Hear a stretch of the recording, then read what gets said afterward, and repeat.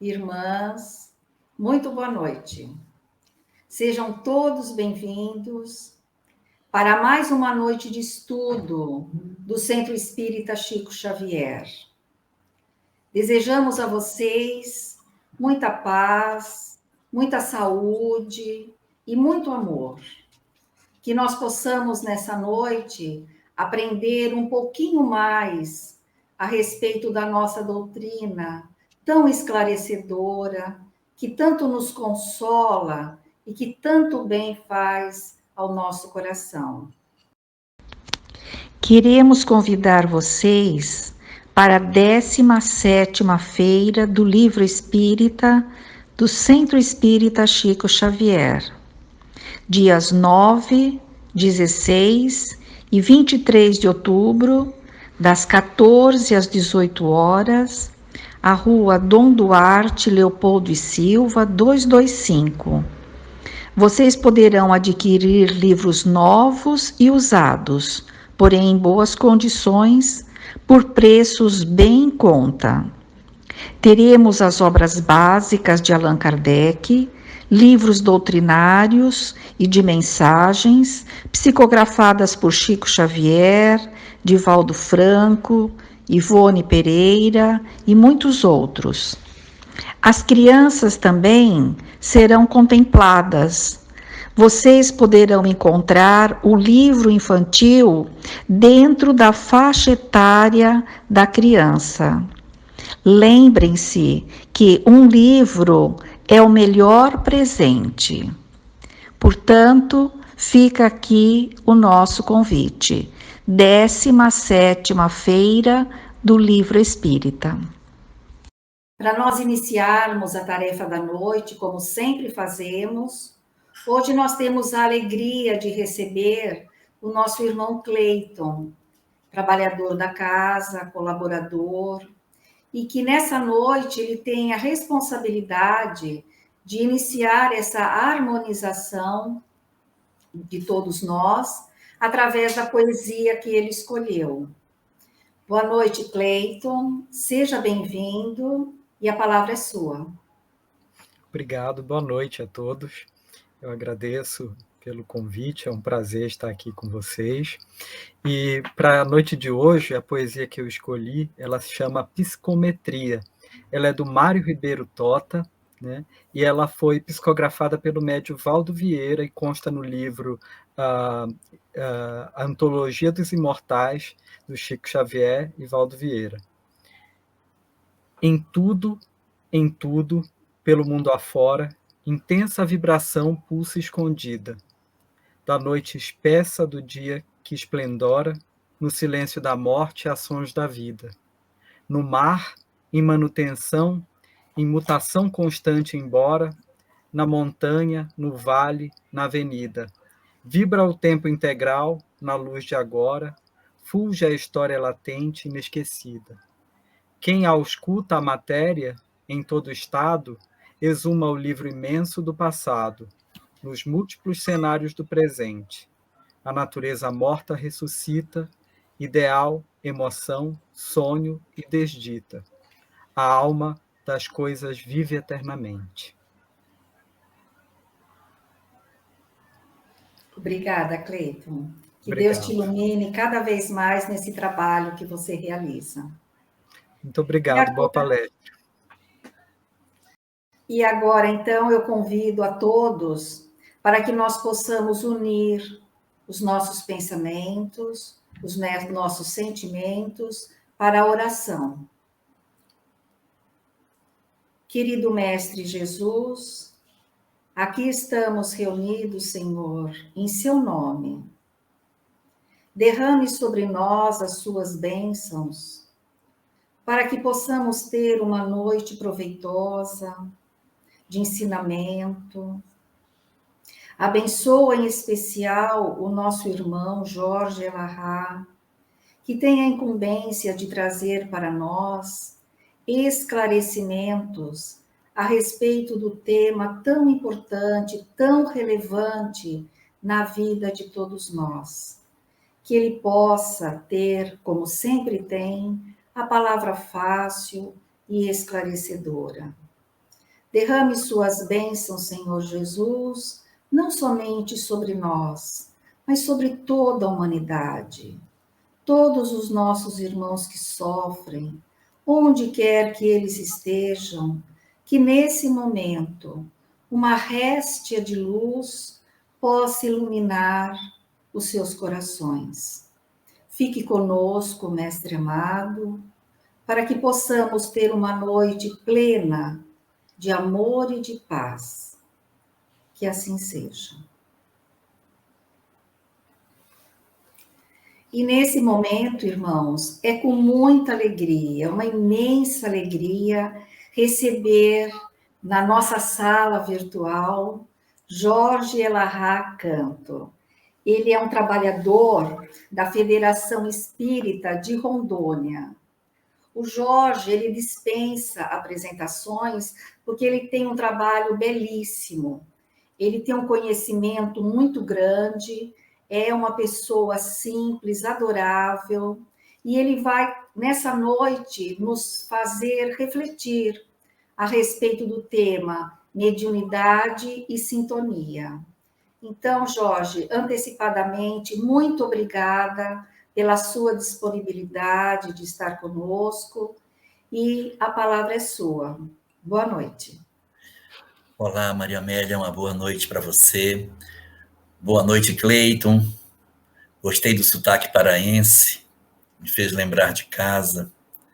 E boa noite, Ronaldo, que está aí nos nossos bastidores, nessa nossa noite de estudo. E boa noite para todos os companheiros que estão aí ligados nesse nosso momento de reflexão sobre a mensagem espírita. Eu queria começar fazendo um convite para você, Maria Amélia. Queria convidar você para ficar comigo para a gente conversar sobre o tema dessa noite. Vamos conversar hoje aqui sobre esse assunto e a gente sair trabalhando os conceitos tão importantes que a gente encontra nas diversas obras espíritas sobre esse tema? Vamos? Muito prazer. Então, pronto. Sabe, existe uma coisa muito interessante sobre essa discussão da mediunidade dentro do aspecto da sintonia. É que muitas pessoas têm a crença de que a mediunidade foi uma determinada característica que tenha surgido ou eclodido no mundo quando aconteceram os fenômenos que deram origem ao espiritismo, como se antes desse período não houvesse manifestações mediúnicas e nós não tivéssemos médiuns. Não. A mediunidade ela é tão antiga quanto o próprio homem. Nós percebemos, na verdade, desde o surgimento da nossa civilização, uma presença bastante efetiva dessa comunicabilidade dos espíritos com os homens, desde que a gente começou a construir a nossa civilização sobre o planeta. E foi exatamente esse fenômeno de comunicabilidade com os espíritos que deu origem na Terra às diversas religiões que a gente possui. Se você for pegar lá no passado, o que era a religião dos gregos ali naquela faixa de terra onde existiam os templos, o que acontecia nos templos? No templo de Delfos, onde tinham as pitonisas, os oráculos, o que era esse fenômeno que se dava ali? Nada mais era do que fenômeno mediúnico, não tinha outra explicação. Aquilo era fenômeno mediúnico puro. Como também no Egito Antigo, se você for olhar no Egito Antigo, o que acontecia? Como é que os sacerdotes egípcios tinham as suas práticas litúrgicas? O que é que eles estavam atrás? Tudo era tudo mediunidade. Então, as várias doutrinas, sem exceção, elas estão todas amarradas na ideia da mediunidade. E nós tínhamos uma mediunidade muito pujante desde o começo da nossa história, exatamente porque os espíritos que naquele período tinham uma liderança cultural do mundo não eram originários do planeta. Eram almas que haviam vindo de outros lugares da Terra e que, por isso mesmo, possuíam determinadas características de comunicabilidade com os espíritos que eram semelhantes à que nós temos hoje. Então, aqueles médiuns que a gente vê nos oráculos, aquelas pitonisas, ou dentro do povo de Israel, os profetas. Que tipo de mediunidade era essa? Eram mediunidades semelhantes às mediunidades que nós vemos hoje.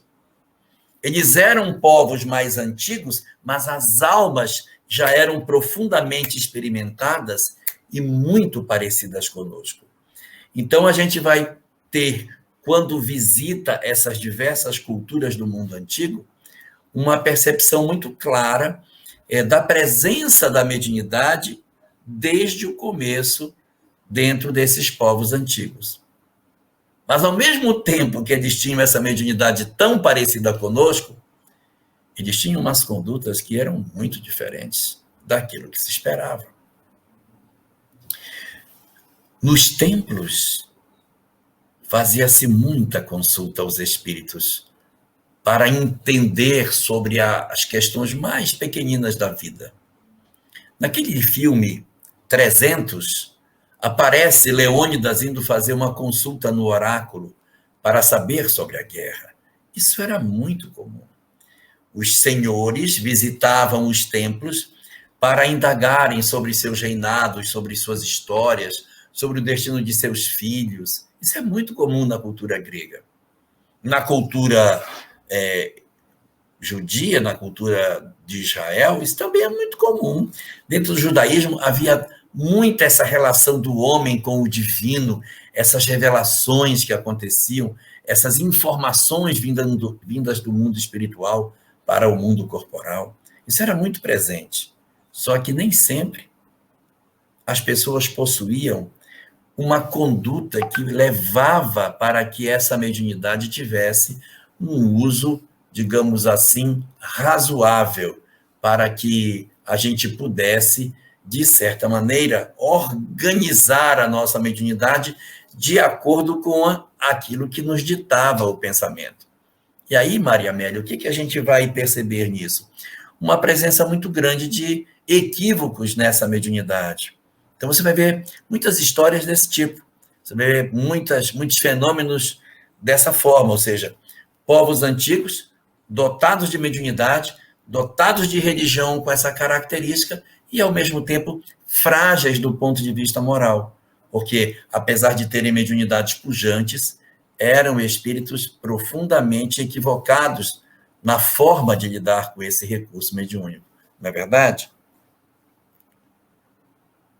É verdade. E interessante, né, que esse tema, quando nós escolhemos para que você falasse, porque ele é um tema que todas as pessoas, eu acredito, deveriam conhecer um pouco, independente de serem espíritas ou não. Porque a gente tem muitas pessoas que nos acompanham e que não são espíritas, são simpatizantes. Porque isso é muito importante para a nossa evolução, para o nosso entender, para a gente ver qual é a nossa relação com o mundo espiritual, como que se processa. É verdade, e você vai ver, quando você pega, por exemplo, a obra Há 2000 Anos, que é uma obra fantástica de Emmanuel, você tem personagens ali incríveis. O personagem mais extraordinário dessa obra chama-se Lívia, a esposa de Públio Lentulus. Não há nenhuma fala de Lívia no livro falando sobre reencarnação, nem sobre comunicabilidade com o mundo espiritual. Ela não trata disso. Mas tem um personagem nessa obra que sabe tudo sobre mediunidade. Ele manja tudo de reencarnação, de lei de causa e efeito. Ele tem uma compreensão muito clara de como é que o mundo espiritual funciona. Mas é um dos mais perversos personagens do livro. Chama-se Araxes. É um feiticeiro egípcio que, inclusive, faz uma série de conspirações na trama. Tem evidências muito nítidas sobre as coisas, mas, infelizmente, a capacidade mediúnica dele não está a serviço do bem. Isso é um fenômeno muito comum. Pessoas que possuíam, naquela época, a mediunidade, mas não sabiam usar os recursos mediúnicos que possuíam. A gente vai perceber muita gente que, naquele período, ficava como a sacerdotisa dos reis, dos senhores, e essas sacerdotisas promoviam as suas magias, os seus conhecimentos espirituais para o atendimento desse que era um senhor de mando. Então, você vê a mediunidade sujeita a um interesse material. As pessoas usando dos recursos espirituais que têm, maiores ou menores, não no sentido positivo, no sentido profundamente perturbado, utilizando até para que as pessoas se perdessem nesse sentido. No livro 50 anos depois, a mesma história se repete. Nós vamos encontrar um personagem extremamente perverso, chamado Plotina, uma bruxa, entre aspas, que vivia numa região muito a Suburra, que era um local mais feio de Roma, onde viviam as pessoas mais pobres. Essa senhora, já idosa, era, na verdade, uma mulher profundamente envolvida com a mediunidade de maneira equivocada demais. Ela que promove a trama de toda a obra a partir da mediunidade perturbada que ela possui. É ela que vai articular as maldades, porque ela vê a lei de causa e efeito, ela vê todas as coisas.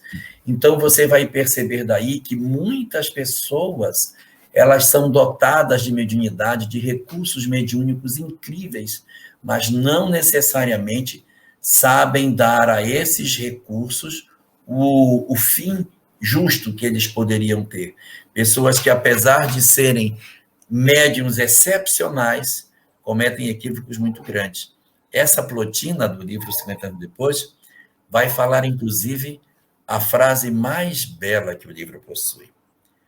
Vendo que a outra queria perturbar a família de Célia, ela diz assim: os anjos, essa mulher que você quer prejudicar, é protegida por um anjo, que era Célia, e os anjos têm o poder de aparar os golpes do mal.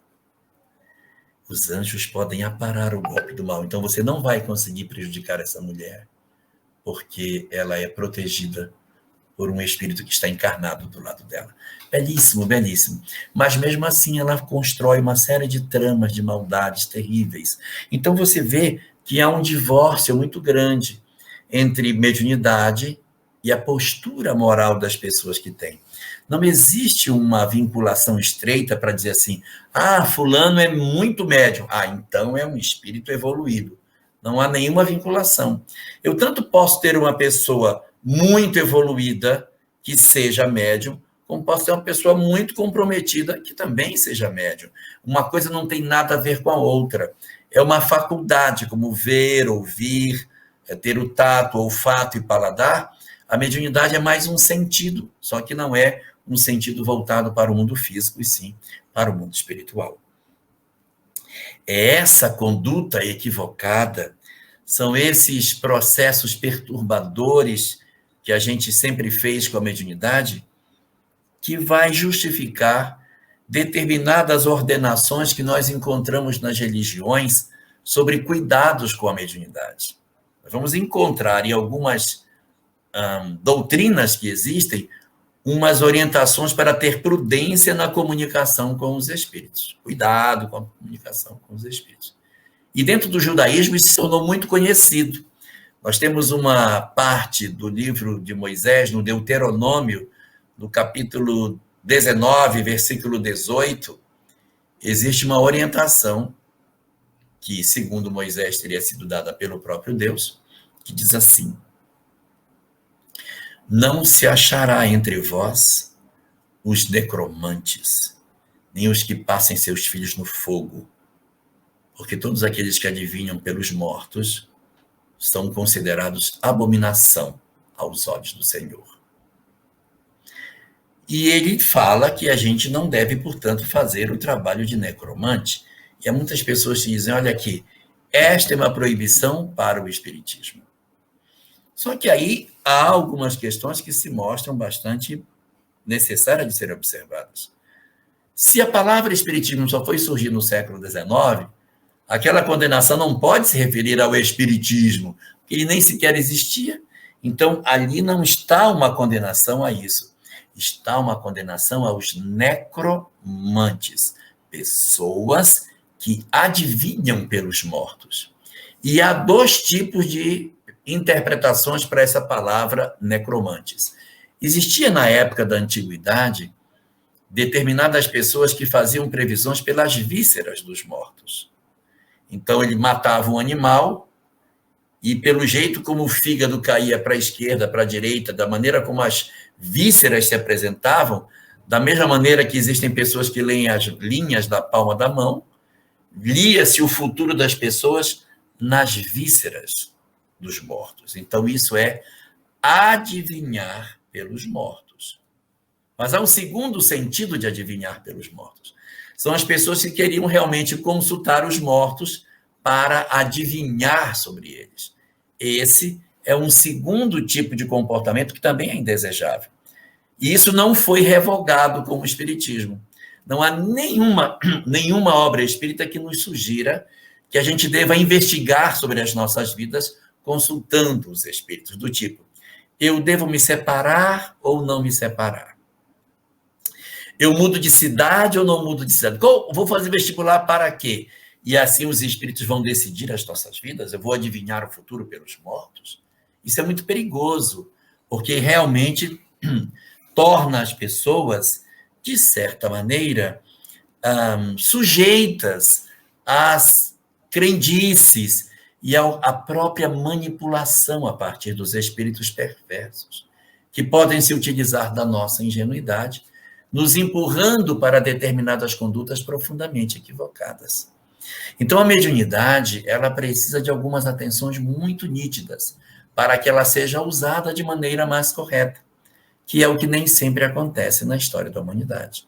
Nós temos muitos casos de pessoas que, a partir da leitura equivocada do que se faz, com o uso da mediunidade, acaba esbarrando em determinadas condutas que não são as mais adequadas. Por quê?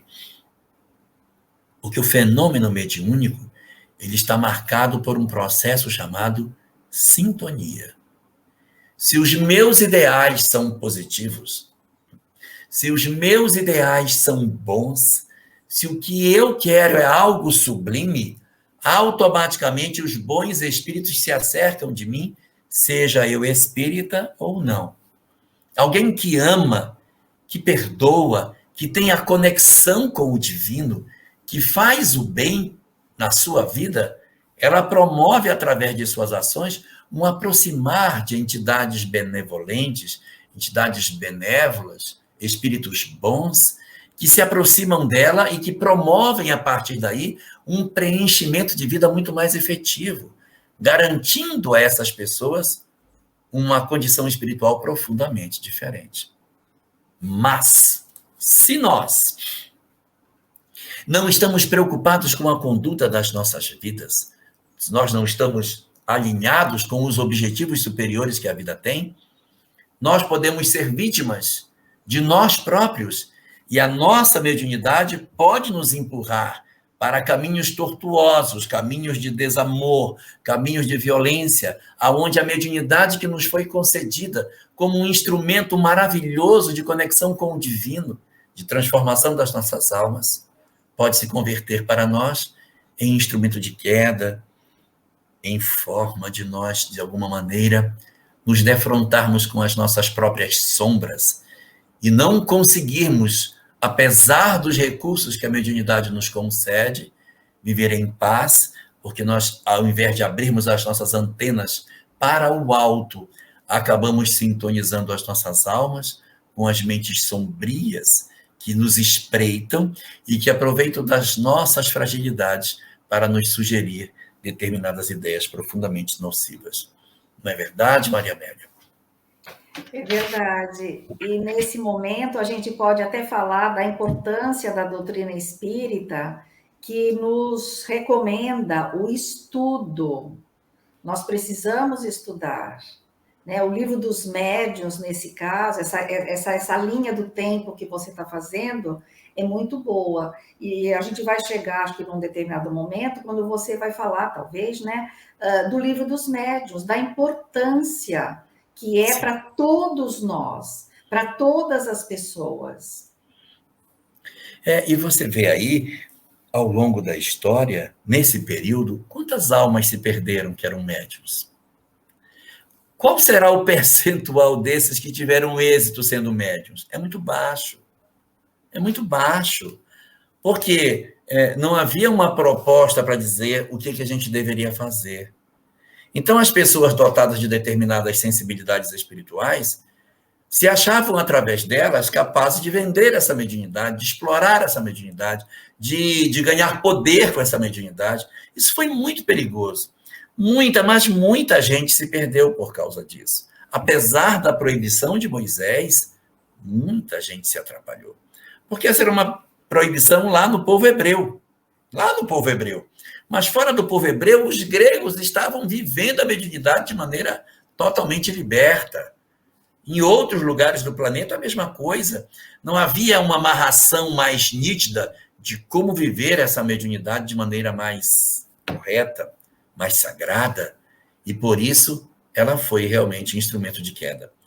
E o grande instrumento que impedia que as pessoas conseguissem dar um sentido mais pleno para a mediunidade era o propósito da vida.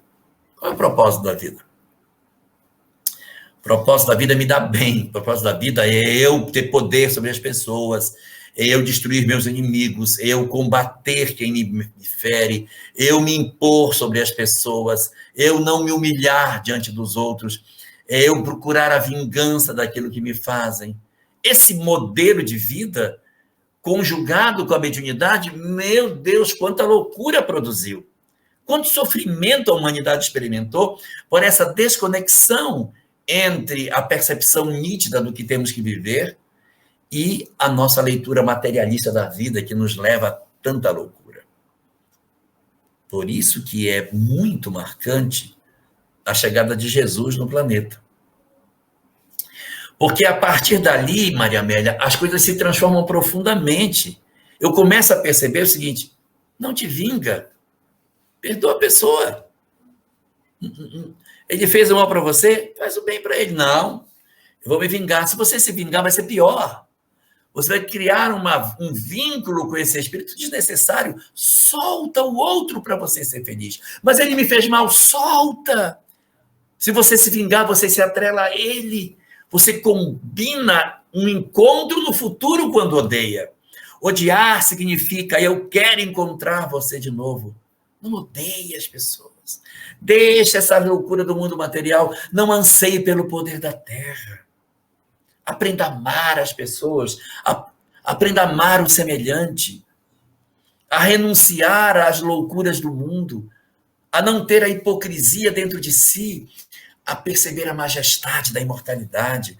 A se conectar com Deus por amor. Gente, é uma proposta profundamente revolucionária. Antes de Jesus, o mundo vivia numa condição de quase treva. Era muito difícil encontrar quem conseguisse se equilibrar naquele período sombrio. Não havia uma mensagem que dissesse, não é dessa forma que se vive. É desse jeito. Sabe por quê? Porque a mensagem de Jesus é exatamente o oposto de tudo que a gente fez. Nós fizemos tudo ao contrário. Porque era para ser assim, não é para se ligar às coisas materiais. A gente se fez o quê? Matou, fez guerra, torturou, odiamos, planejamos, conspiramos, tudo pelos bens materiais. Não, isso não tem valor. Nós achamos que uns valiam mais do que os outros, nós fazíamos pessoas de escravos, nós vendíamos e comprávamos pessoas. Uma loucura. Não, nós somos todos iguais. Todos iguais. Tem que amar, perdoar. É uma transformação muito profunda que a humanidade vai experimentar nesse período.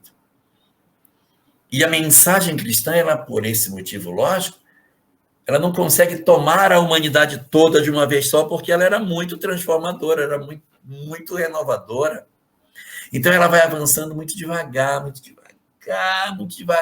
vai chegando nos lugares e vai ensinando as pessoas como viver. A gente não sabia nem como viver. Existe um capítulo do livro Fonte Viva, o último dos capítulos, chama capítulo 180.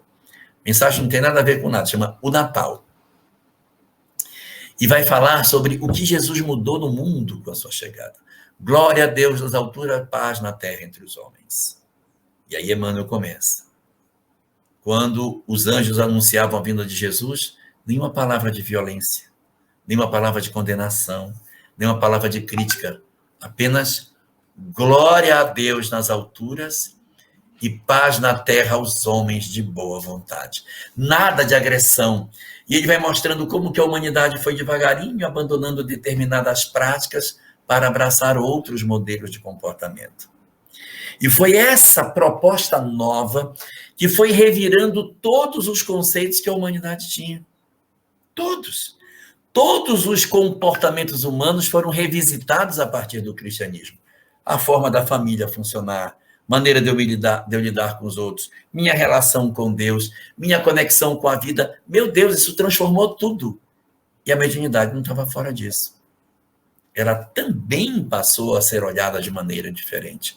A humanidade, a partir da presença do cristianismo nas nossas vidas, começou a rever tudo. E mediunidade teve que também ser revisto. Não pode ser usado dessa forma. Não pode ser feito desse jeito. Tem que ser feito de maneira diferente. E nós vivemos um período de uma sintonia espiritual incrível. Quando a gente pega o cristianismo nascente, meu Pai do céu, que sintonia espetacular acontecia.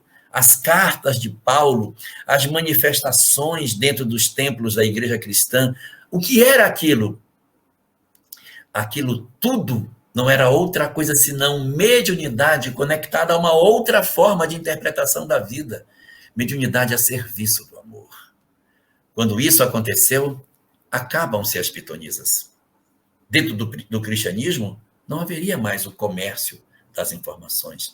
Não haveria mais os necromantes, os investigadores dos mortos. Não. A mediunidade continuaria sendo exercida. Essa conexão com o divino continuaria acontecendo, mas numa outra sintonia totalmente diferente daquela que o homem tinha no passado. Nós começamos a ter uma outra maneira de nos comportar. E foi um período lindo do cristianismo, marcado por uma série de histórias contidas nos livros que Emmanuel nos trouxe e outros autores espirituais, as leituras que nós fazemos nos livros de história também, e que nos mostram a beleza desses momentos maravilhosos em que, através da mediunidade, essas entidades encarnavam na Terra e, numa conexão com o divino, promoveram transformações intensas dentro da história do cristianismo. Não é verdade, Maria Amélia? É verdade. E Jesus, trazendo o amor, como você falou, ele revolucionou, né, a humanidade. Pouco a pouco, com muita dificuldade, fomos entendendo. Ainda estamos engatinhando, né? Sim. Mas estamos entendendo que não tem outro caminho a não ser o amor. Não tem. É o único caminho é o amor. E com isso, como você falou, houve também essa mudança na percepção da mediunidade. Muitas mudanças aconteceram. A gente realmente, como você bem colocou, ainda está aprendendo essa lição do amor. Mas é uma mensagem extraordinária. E aí ocorre uma convulsão assim no mundo, aquele monte de espírito maravilhoso, e eles encarnam na Terra para semear o cristianismo, e como se tivesse assim, quando a gente vai fazer um fogo, para fazer um churrasco, você acende o fogo, você sopra, para ver se o fogo pega. Pegou, pronto. Então agora pegou, agora vai deixar que ele vai sozinho. Quando os espíritos sentiram que o cristianismo criou corpo, eles disseram, os mártires não precisam mais. Agora os homens tomam conta dele. E aí o cristianismo foi entregue para nós. Foi entregue para a gente. E a gente começou a fazer besteira, sabe? Porque muitos dos perseguidores do cristianismo acabaram encarnando dentro do cristianismo para tirar o desamor ao cristianismo. E ao invés de eles se contaminarem positivamente com a mensagem cristã, eles contaminaram negativamente o cristianismo com suas crenças. E aí você vai começar a perceber um deslocamento do cristianismo para uma outra visão de mundo que não era a visão cristã. E, novamente, a leitura do que é mediunidade vai mudar. Vai mudar. Eles vão entender, nesse período, dessa janela de tempo que dura mais de 1 milênio, que a mediunidade era uma conexão com o demônio. E as pessoas passam a ser perseguidas. Os médiuns fogem das cidades, se escondem nas florestas, eram caçados e mortos em fogueiras. Se alguém descobria que alguém possuía uma possibilidade de comunicação com os espíritos, ela era sacrificada. Muitos médiuns foram sacrificados nesse período. Foi um período de muita ignorância espiritual da nossa parte. Nós não conseguíamos entender o que era a vida, e a gente acabava se valendo das nossas crenças equivocadas para perseguir pessoas, para promover uma série de sofrimentos. Nós temos um personagem na história muito interessante, que é Joana d'Arc. Joana d'Arc era um médium incrível, e ela era francesa. E Joana d'Arc era uma menina ainda adolescente, de 15 anos, que tinha uma conexão com os espíritos fantástica. E ela, em função da conexão que ela tinha, ela queria comandar a França para que não ficasse sob o domínio dos ingleses. E os espíritos diziam para ela aonde as tropas inglesas estavam. Ela tinha uma espécie de um GPS espiritual. Então ela dizia, os ingleses estão ali, vamos por trás, vamos surpreendê-los. Sempre dava certo. Ela comandava o exército certo, porque ela sabia para onde levar o exército, sabendo onde estavam os ingleses com muita precisão. Por isso ela foi considerada uma heroína. Por quê? Porque ela tinha uma conexão com os espíritos. Até um certo momento, enquanto ela serviu a esse propósito, que era ela? Alguém que era inspirada por Deus. A partir do momento que a autoridade religiosa começou a desconfiar que o que ela tinha não era o interesse da igreja, de Deus ela virou a ser orientada pelo demônio. E ela mudou completamente de visão nos olhos das pessoas. E de mártir, de pessoa extraordinária que ela era, passou a ser perseguida, foi jogada num calabouço e queimada numa fogueira. Ela experimentou numa mesma encarnação tão curta a capacidade de ser interpretada como sendo uma reveladora das mensagens do céu, e pouco tempo depois, um demônio em forma de gente que trazia a mensagem do Satanás para as pessoas. Morreu na fogueira. Houve muita ignorância na humanidade, muita. Então, você vê que a mediunidade ela foi se ensaiando em várias etapas. Lá no passado, ninguém tinha uma orientação, usava para poder, para tudo, religiões estranhíssimas que a gente via, aonde os reveladores conectados com o mundo espiritual traziam informações para todas as pessoas. E em Israel, cuidado, olha o uso da mediunidade. Depois vem Jesus dizendo, gente, tudo é para usar com amor. Vem o cristianismo nascente mostrando como usar essa mediunidade, como ter essa sintonia. Depois vem a Idade Média, marcada por esse sombrio momento, muito longo, por sinal, de perseguição ao cristianismo. Até que nós alcançássemos o século XIX. Maravilhoso século XIX. Um século onde se quis destruir tudo que fosse espiritual. O materialismo entendeu que deveria esmagar as religiões e negar tudo que fosse espiritual no homem, na crença de que a humanidade sem Deus seria uma humanidade mais feliz. Está aí o resultado hoje. O que é uma humanidade distante de Deus? Distante da certeza da proteção de Deus. Os nossos níveis alarmantes de transtornos emocionais estão relacionados fundamentalmente com a nossa capacidade de não sentirmos mais a presença de Deus nas nossas vidas. Mas foi exatamente nesse mesmo século XIX, onde o materialismo quis se impor, que no mesmo momento surge a mensagem espírita. É a primeira vez na história em que a mediunidade vai ser olhada de maneira técnica. Até então ninguém olhava. Investigava-se tanta coisa, já se tinha estudado sobre os animais, sobre evolução, sobre isso, sobre aquilo, engenharia, mecânica, ótica, vários fenômenos da física estavam todos investigados. Mediunidade ninguém quis estudar. Ela foi colocada como se ela fosse uma coisa do âmbito das religiões e ninguém quis pesquisar isso. Mas foi no século XIX que Allan Kardec, publicando as obras que compôs, ofereceu para nós um legado extraordinário de conhecimento, nos permitindo voltar na história, revisitando todas essas cenas do passado e tentando interpretar o que acontecia em cada uma delas. E dando um sentido para todas essas movimentações humanas que aconteciam nesse período. E observando as características tão típicas da mediunidade nos nossos dias, nós tivemos, através daquilo que Allan Kardec nos deixou, uma obra fascinante chamada O Livro dos Médiuns, onde nesta obra nós vamos encontrar peças importantíssimas sobre o entendimento da vida e se debruçando sobre a mediunidade, não apenas como se fosse um fenômeno do sobrenatural, mas investigando suas causas, seu mecanismo, as formas como elas ocorrem e, fundamentalmente, como se promove a conexão dos espíritos com os homens, como que a sintonia é importante no mecanismo da mediunidade e como que a gente pode promover em nossas almas a capacidade de realizar a boa sintonia em termos espirituais. Não é não, Maria Amélia? É isso mesmo. Nossa, tá muito boa essa conversa, tá muito emocionante.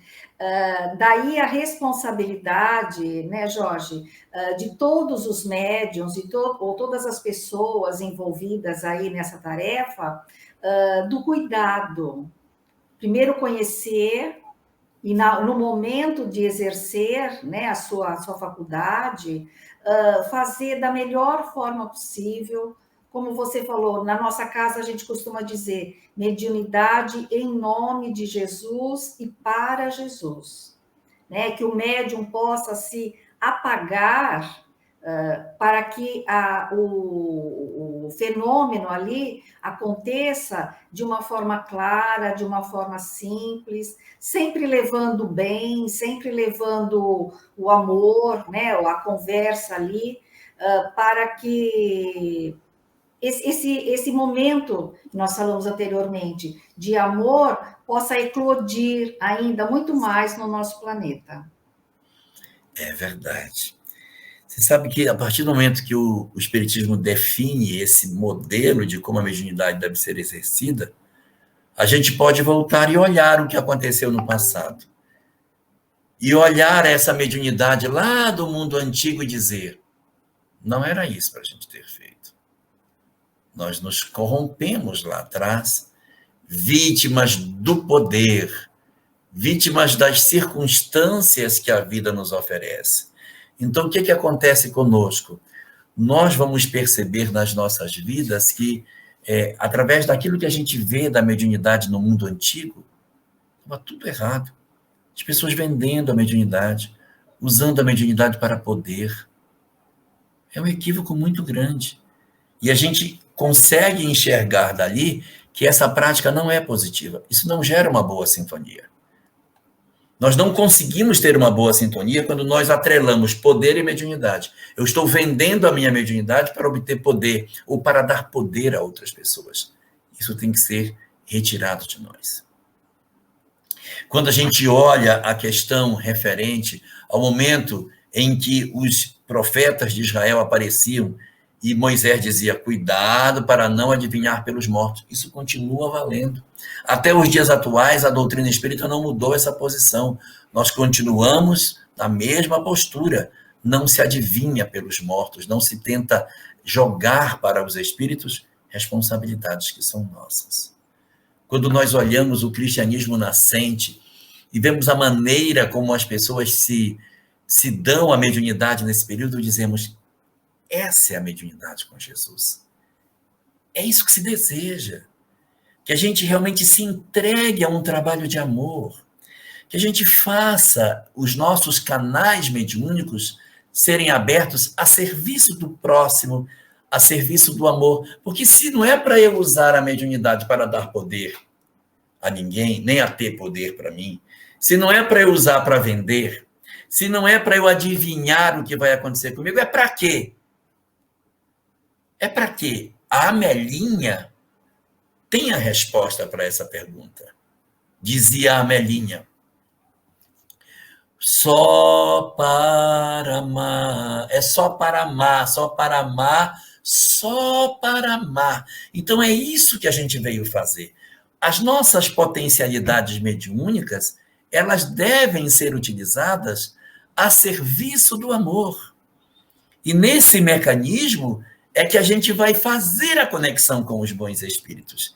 E observando a leitura do que aconteceu na Idade Média, a gente precisa aprender a não ser intolerante, a não ter a visão ignorante das coisas.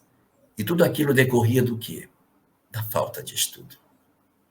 Se aquele povo da Idade Média tivesse a possibilidade de estudar e conhecer, não teria cometido os erros que cometeu.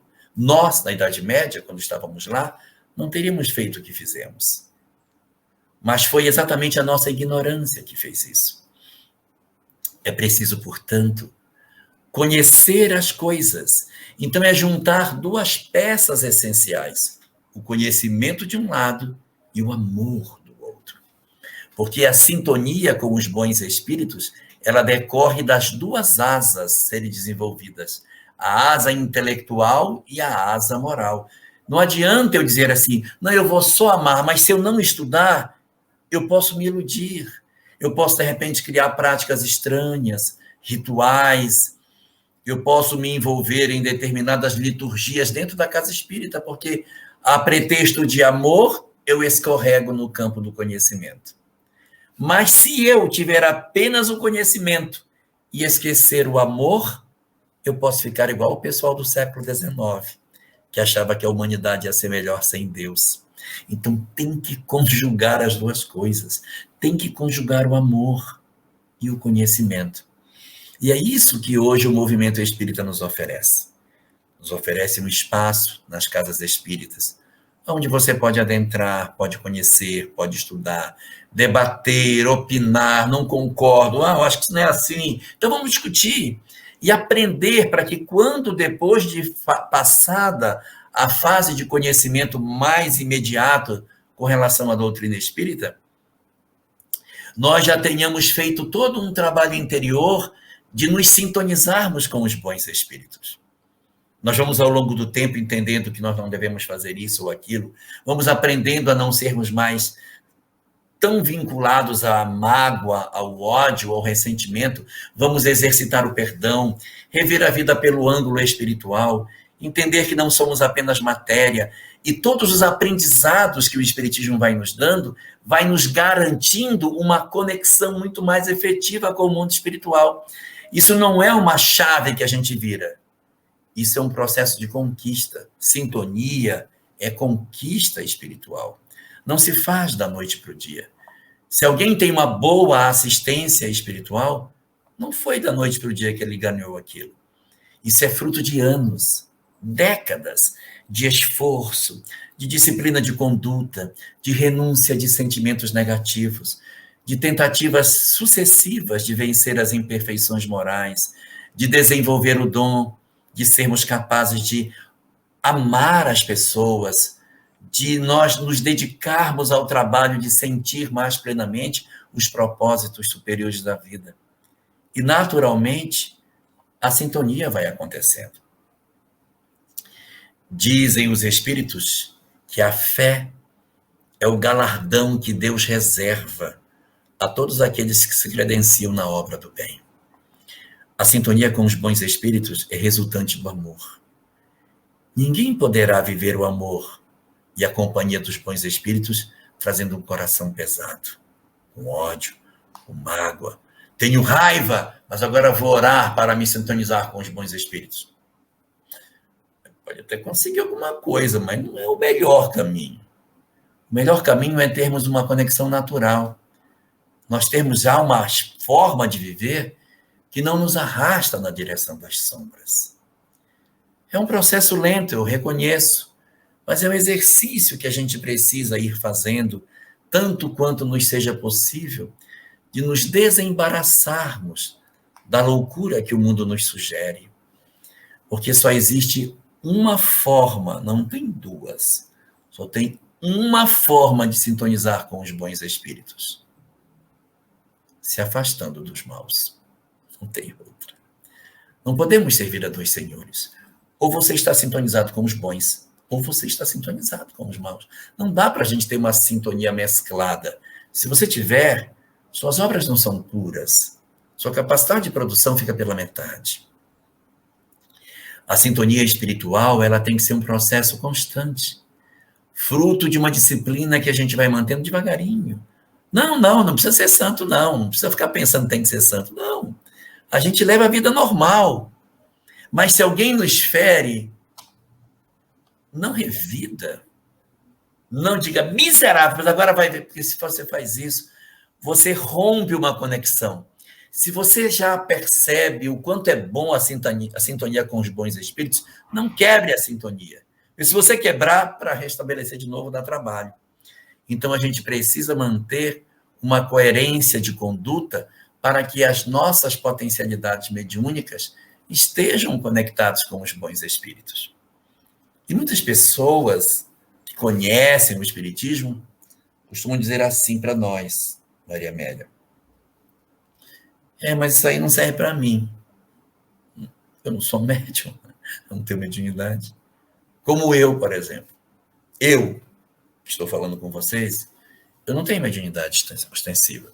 Eu não enxergo, não ouço, não arrepio, não sinto nada. Às vezes as pessoas vão assim, em alguns lugares comigo, aí, estou passando mal, não estou sentindo nada.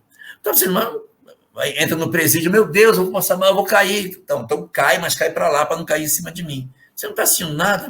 Não sinto nada. Aí eu vou no velório, o pessoal passa mal, não sinto nada. Deus me deu esse dom. A minha sensibilidade mediúnica é bem pequenininha.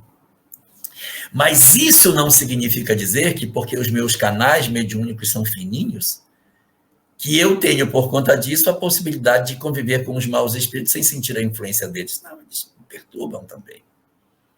Mas quando eu não percebo que eu tenho uma mediunidade ostensiva naquilo que o espiritismo nos coloca, é porque nós temos outros tipos de mediunidade que a gente pode exercer pelos canais da racionalidade. Porque como eu não estou envolvido com a mediunidade que me abre os canais do sentimento, eu tenho que desenvolver os canais do pensamento. E aí em casa, sou eu que tenho que ser a pessoa mais equilibrada numa discussão. Não sou médium. A pessoa que é médium estava perturbada, por isso que ele gritou. Eu não sou. Não tenho direito de gritar. A pessoa é média, ela ficou irritada com mais facilidade. Você não é, então você vai ser a pessoa que não vai se irritar. Então, os que não são médiums, esses é que não podem perder a cabeça, porque estão no domínio total de suas faculdades. Os outros podem dizer, olha, eu nem queria gritar, mas quando eu vi aquilo, eu fiquei com tanto ódio, que peguei um prato e joguei. Você não pode jogar o prato. Não médium? Ah, meu filho, então é você que é o arrimo familiar. É você que é o instrumento que vai dizer, senta aqui, vamos conversar. Vamos discutir a questão. Porque se eu sou aquele que tenho menos influência do ponto de vista das perturbações que eu posso ter, eu posso me acerenar por dentro para ser o grande equilibrador do meu lar. Nenhum de nós está isento de trabalhar a sintonia. Porque a intuição é uma faculdade que todos nós possuímos. Até eu que não enxergo nada, tenho intuição. Se até eu que não tenho nada tenho intuição, que dirá os outros que são mais médiuns que eu? Então a intuição sempre tem. Quando você tem dificuldade em casa e senta com o marido ou com a esposa, senta aqui, vamos conversar. E você diz, meu Deus, me ajuda. O que eu posso fazer? Para quem tem dúvida do que fazer, olha para o outro com amor. Olha para o outro não como o cônjuge que você tem. Olha para ele e vê o espírito que encarnou que está perto de você.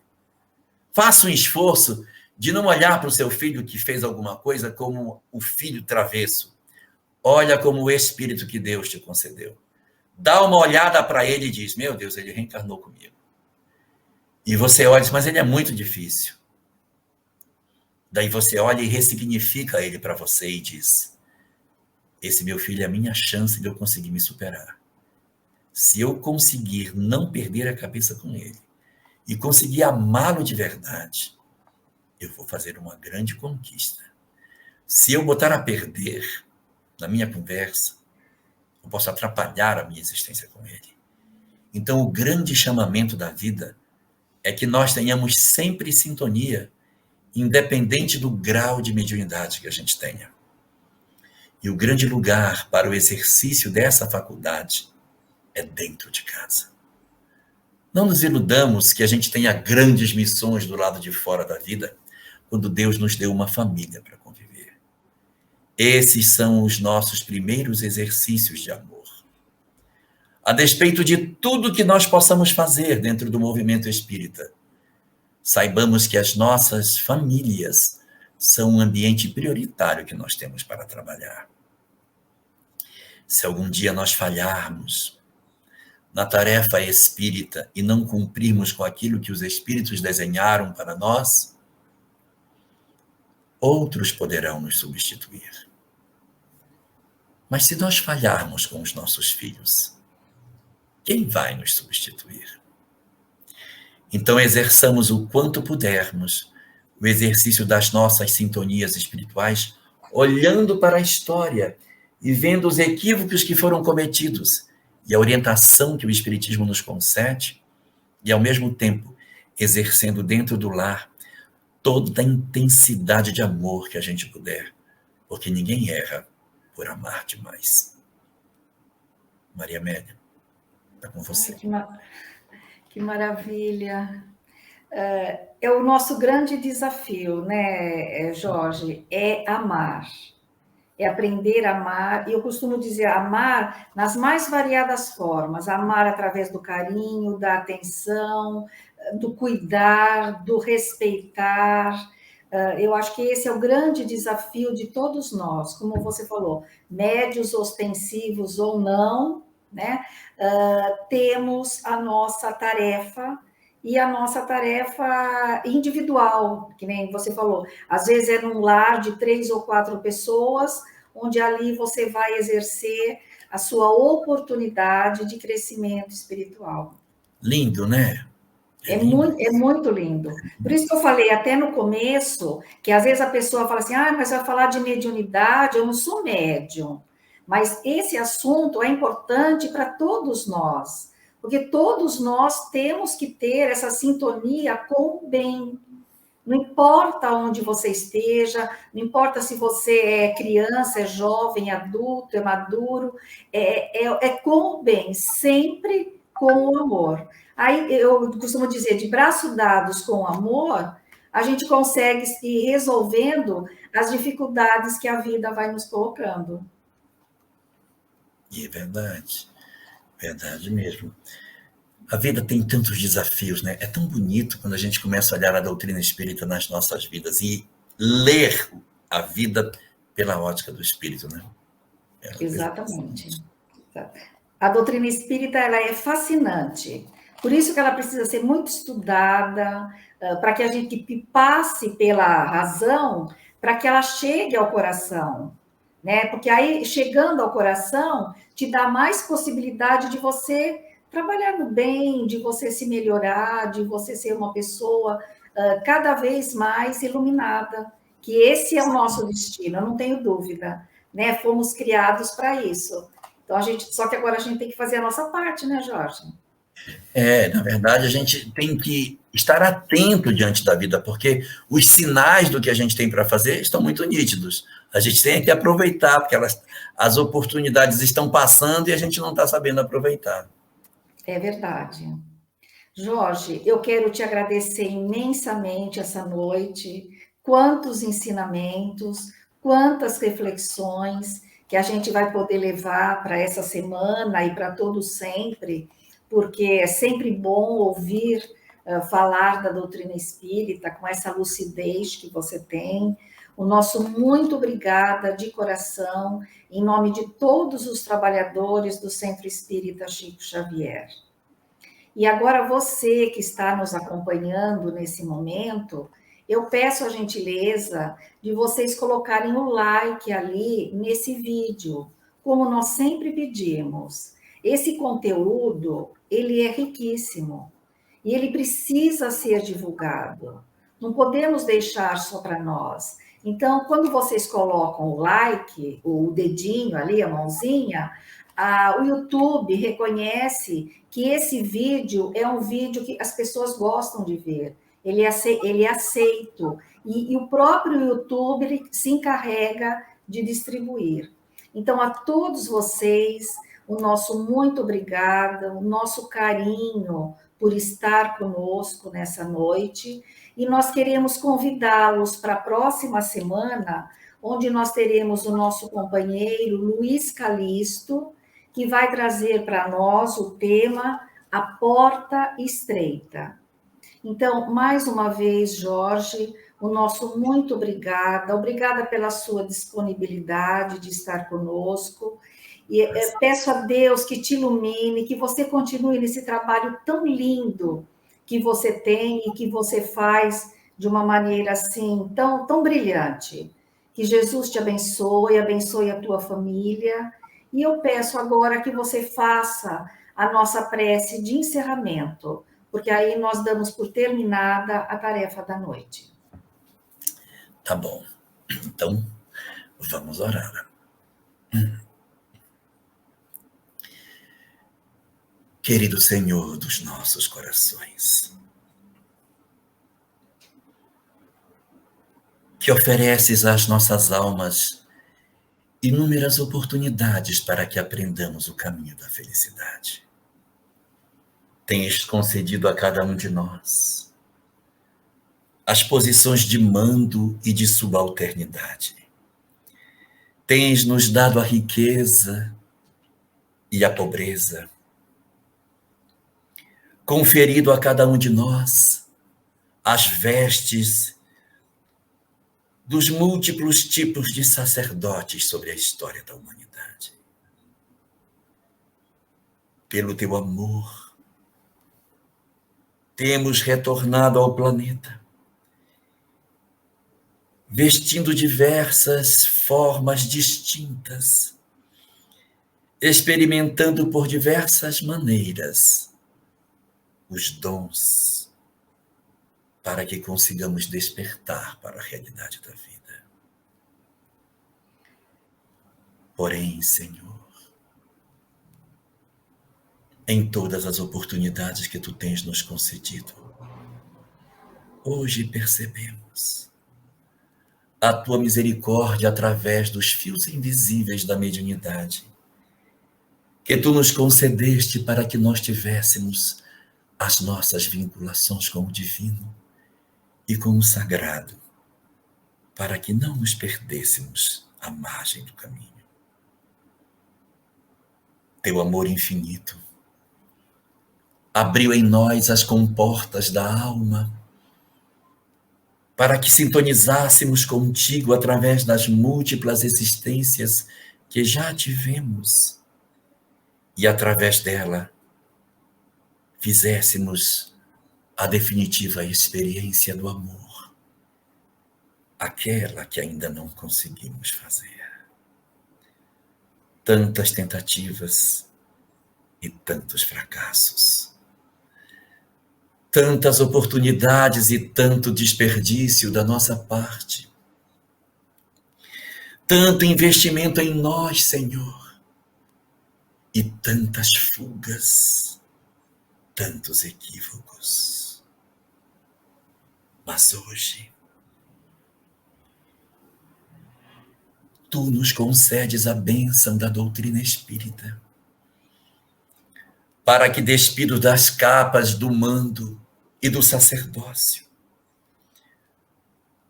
para que, desaparelhados de todas as loucuras que já nos conduziram ao sofrimento e à dor, Tu nos fazes retornar de braços com a doutrina espírita, com a oportunidade do conhecimento sagrado que o Espiritismo nos concede, para que mais uma vez possamos despertar para a magnidade da vida. Senhor, não deixa que nós percamos mais uma vez as nossas potencialidades espirituais, diante das inúmeras formas que tu nos concedes de podermos desenvolver em nós os recursos que ainda não temos. Dá aos nossos corações frágeis o dom de percebermos o novo ambiente que tu nos concedes para o exercício do amor.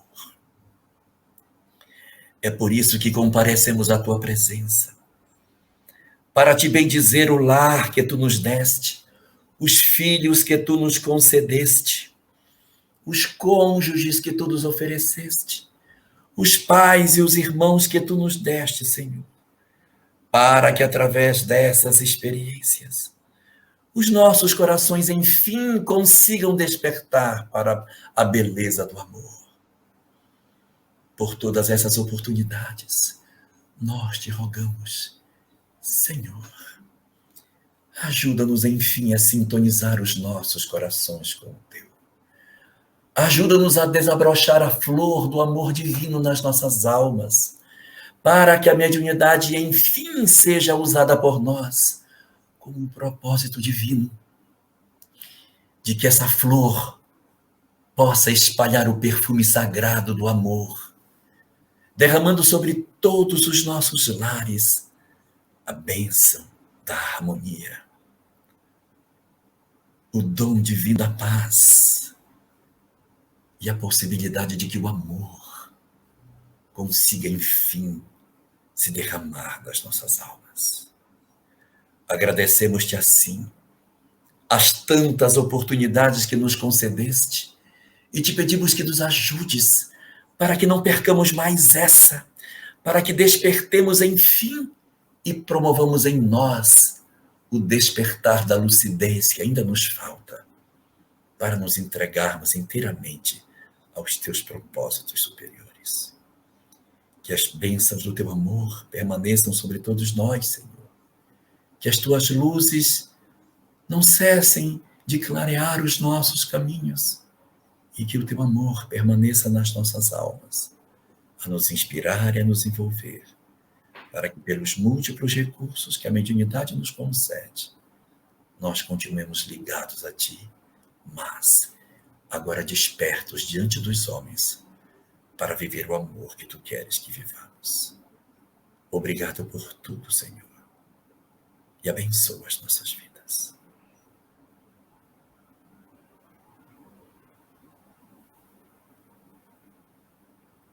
Boa noite, Jorge. Muito obrigada. Boa noite, Maria Amélia. E boa noite para todos os que estão ligados conosco nessa nossa live de hoje. Que Deus abençoe a todos nós e que a gente possa refletir sobre tudo isso nas nossas vidas. Que assim seja.